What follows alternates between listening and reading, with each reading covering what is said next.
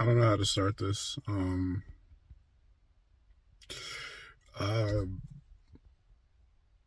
I'm sorry. I'm so sorry. I'm literally so sorry. I am so sorry, guys. I'm so sorry. I'm just I don't know. Um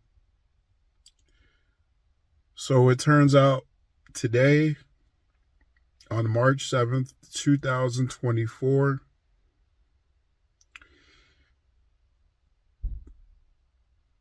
Akira Toriyama has passed away.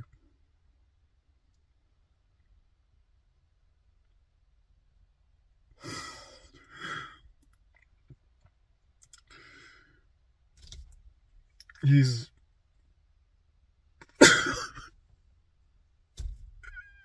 he's gone.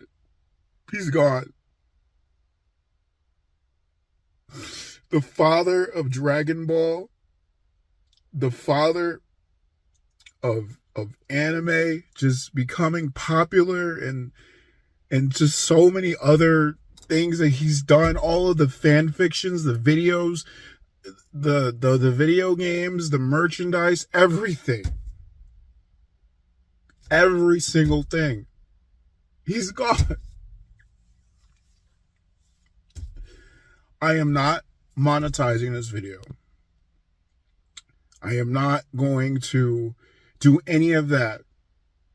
But I've wanted to be more personal on my channel for a while.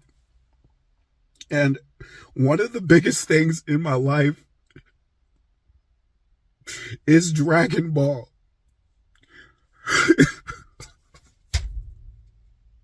I just can't, man. Like, I can't believe, like, I know everyone dies eventually. Everyone dies eventually. And I understand we're all human beings, and I just didn't know that's like, this is probably the first time, not okay, probably not, but like, this means like too much to me, man. And I'm imagining that any Dragon Ball fan, any anime fan probably is feeling the same way too. Akira Toriyama, like I said, made Dragon Ball.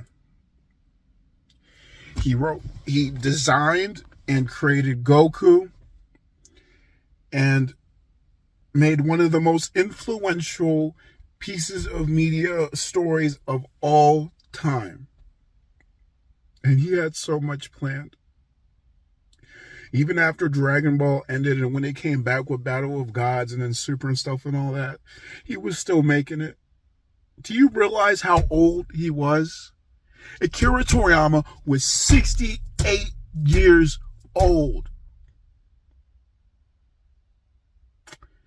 So in the last 10 years, you know, a little bit more than that. I would say since like 2013, 20, yeah, whatever. He was 58 and still wanting to make Dragon Ball stuff. Maybe for the fans, I don't know, but he was still out here trying to be involved. And even when Super came along and they were making the manga, and you know, I forgot his name. I don't know. I'm having a blank. When they basically, he had to turn the actual manga writing and like art over to the other guy. I don't know his name, bless his heart, but I forgot just now. My mind's just focused on Akira Toriyama. And even after that, he was still involved with the story. He was involved with even the most recent thing, Superhero, and apparently probably the upcoming Dragon Ball Daima. Like, this man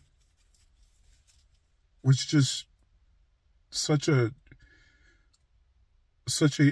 important and like just beautiful person. A lot of us probably wouldn't be here today if it wasn't for him. Akira Toriyama was a man, but he was just, I don't even know what to say. He was just so amazing. He, just one guy, just putting a pencil to a paper and just drawing what he wanted to. And he put so much stuff into that. I love Dragon Ball, like, with all of my heart. It is literally one of my, if not my most favorite anime of all time. I love everything about it. I love, of course, we all talk about the fight scenes. We all talk about the animation, at least in the anime. We all talk about the characters and the voice acting and stuff like that. But what we really need to look at is how much of Akira Toriyama put into this story. How much effort, how much amazingness he has put into into all of these stories. And you know, even like his other mangas, like, you know, like Dr. Slump, you know, those were good too. And you know what the worst part is? I'm just gonna say it. I'm just gonna say it. Nah, you know what? I'll keep that to myself.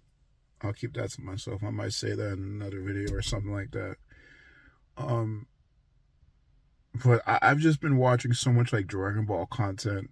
I mean, Dragon Ball videos lately and other stuff. And I've just been so much into it. You guys, when I tell you my first like Dragon Ball anything was like Z, right? And I remember just being so enamored with just, I don't know what just happened. Apparently my phone has reached the maximum limit. But I do remember back in the past where I was, you know, just enamored with Z. It was just Z. And I eventually got into Dragon Ball because I used to see people play like Budokai Tenkaichi. I used to go over to someone's house and they were usually like playing Budokai Tenkaichi. It was probably like 2 or 3. And I remember just like liking it a whole lot, but I was too into Sonic at the time. But I remember having like on my DS, I remember I stole this Dragon Ball Super Sonic Warriors 2 cartridge, and I remember just having so much fun with that. I used to play that like religiously. I used to like love my DS, and I used to love Dragon Ball, and I was like, oh my god, Dragon Ball's so cool.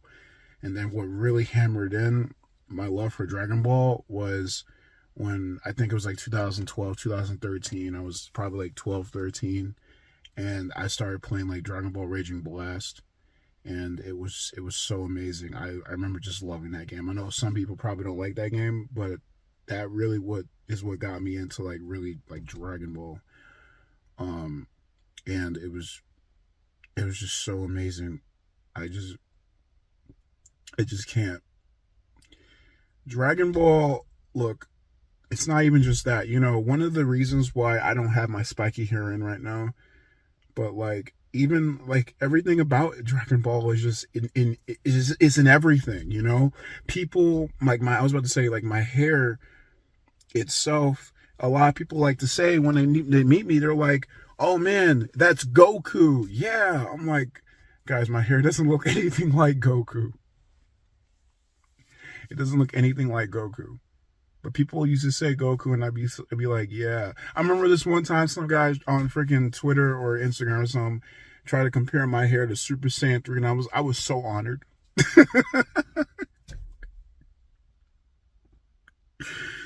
I was so honored. Super Saiyan 3 is my favorite transformation anyway, so like whatever. I don't know how to say this, guys. Like I really don't know how much I could tell you guys like how much Dragon Ball like means to me. How it has influenced my life. And how this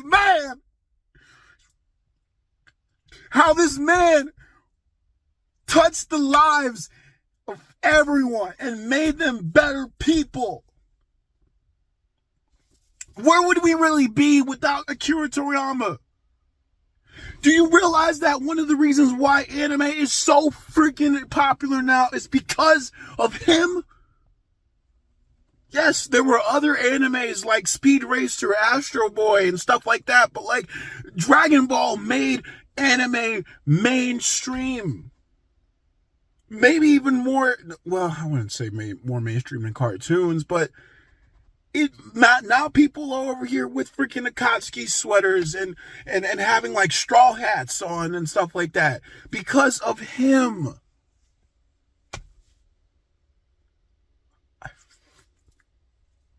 I love Akira Toriyama for what he's done. For me personally, he has made one of the most influential pieces of my life. Do you know that even when I went to the gym today, I went to the freaking gym today. I go to the fucking, excuse my language, but I go to the freaking gym every single time I go. I'm listening to Dragon Ball music. I'm listening to I don't know how to say it, but the Japanese score when Gohan turned Super Saiyan 2 for the first time. I'm listening to the Super Saiyan 3 theme, the Super Saiyan's transformation from the Bruce Falconer version. I'm listening to that song that plays when Piccolo was going off against, I think it was Garlic Jr. or something like that. I don't know. It was from Dragon Ball Z. It was from the Japanese score. I'm still over here. One of my favorite songs of all time is Progression from Dragon Ball Raging Blast. A song that illustrates the ways of life and how to progress in life and how to show people what life is truly meaning, like what's life's true meaning. It's one of my theme songs. How did it come about? Because Dragon Ball. Because Akira Toriyama. Toriyama-san, to be more precise, or to be more proper. Guys, I don't have that much space on my phone, so I'm just gonna close out this video. Bless your heart, Akira Toriyama. I don't know if you're a Christian. I don't know if you were a Christian, but I hope that you're resting peacefully. I hope I can see you again someday. I hope that we can all see you again someday. And thank you. I don't think this is the end of this whole thing. I think I gotta do some more with this, but thank you. Thank you for everything. I'll see you in another world. Thank you.